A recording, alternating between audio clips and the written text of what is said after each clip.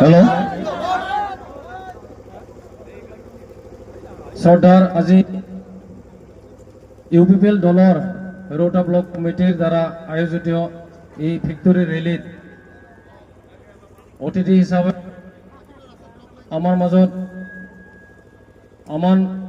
আমন্ত্ৰণ ৰক্ষা কৰি উপস্থিত হোৱা শ্ৰদ্ধাৰ জিলা ইউপিপিএল দলৰ সভাপতি ৰবীন্দ্ৰ বসুমতাৰী ডাঙৰীয়া, ইয়াত উপস্থিত ইউপিপিএল দলৰ 40 নং ৰৌতা সমষ্টিৰ মনোনীত প্ৰাৰ্থী ডক্টৰ নীৰজ স্বৰ্গীয়াৰী ছাৰ, লগতে ষ্টিয়াৰিং কমিটিৰ সভাপতি উপসভাপতি প্ৰমুখ্যে সকলো কৰ্মীবৃন্দ, ব্লক কমিটিৰ সভাপতি সাধাৰণ সম্পাদক প্ৰমুখ্যে সকলো দলীয় কৰ্মীবৃন্দ, লগতে আজিৰ এই ৰেলীত অংশগ্ৰহণ কৰিবলৈ অহা আমাৰ দলীয় কৰ্মী তথা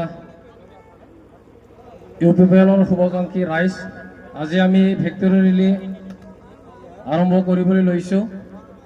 ইয়াতে আজিৰ এই ফিতাখন কাটি উদ্বোধন কৰি দিব আমাৰ মনোনীত প্ৰাৰ্থী তেখেত ডক্টৰ নীৰজ স্বৰ্গীয়াৰী ছাৰে।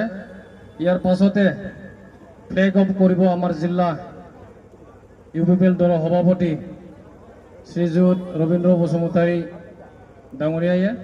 তো এই মুহূৰ্তত মই চিনাকি দিবলৈ লৈছোঁ আমাৰ 40 নং ৰৌতা সমষ্টিৰ ইউপিপিএল দলৰ মনোনীত প্ৰাৰ্থী ডক্টৰ নীৰজ স্বৰ্গীয়াৰী ছাৰক। তো তেখেতক নিজৰ চিনাকি ল'বৰ কাৰণে অনুৰোধ কৰিলোঁ। তেখেতক আমি এখন কাৰণেৰে আদৰিছোঁ।